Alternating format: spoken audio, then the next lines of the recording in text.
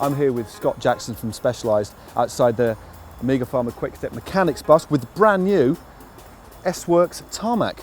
Yep. Scott, what is new about this bike? What makes it so special?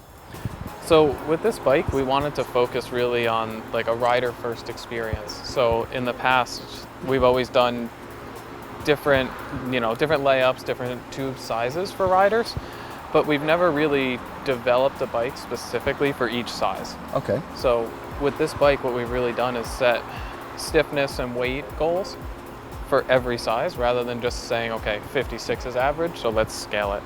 So you'll see that the 49 had its own goals and the 60 had its own goals, and they were completely different. So different size riders have put different stresses on different areas of the bike, is that right? Exactly. Yeah. You know, it's like when you have a guy that's 90 kilos and he's, super tall, it's a completely different experience from the rider who's, 1 meter 50 or something. And it's just a completely different experience. Scott, we've got Michał Kwiatkowski's bike here. This is a 54 centimetre. So what can Michał expect in terms of ride and take us through the bike? Yeah. So the key thing that we started with, if we have a 52 and a 60 next to each other, you'll notice that it's a very different size in the downtube and head tube. So Kwiatkowski here has the bike with the middle headset bearing size. So if you look at the Tarmacs now, we have a smaller lower bearing for the 49 and 52 centimeter, and then the 54 and 56 each get their own bearing size, and then the 58 and above gets a third bearing size.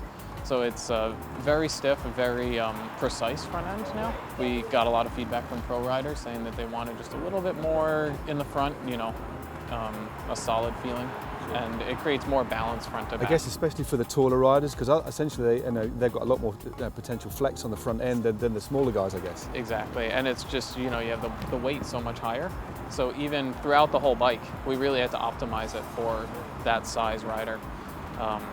Moving back here, the bottom bracket stays pretty much the same.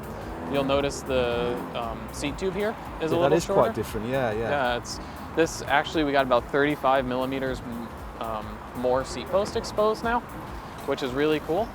Yeah, it's hidden, huh? I was just looking for the seat clamp. Where is that? This is a sticker. It's underneath the sticker here. So that's really, really tucked away. Again, even more aerodynamic as well, I guess. That's a real neat touch. Exactly.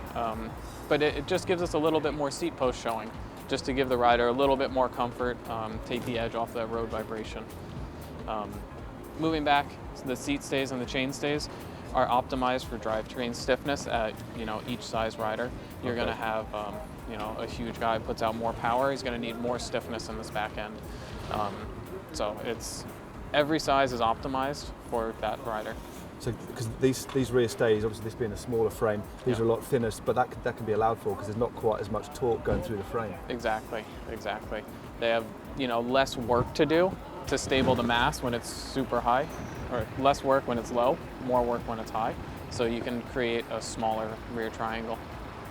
Well, Scott, thanks for talking us through this new bike. It's rather tasty. It is actually my size, so I'm just going to take it for a spin. Yeah, this one was for you. Thanks very much. To see Rigoberto Urán's Pro Bike, click here, and to subscribe to GCN, click here.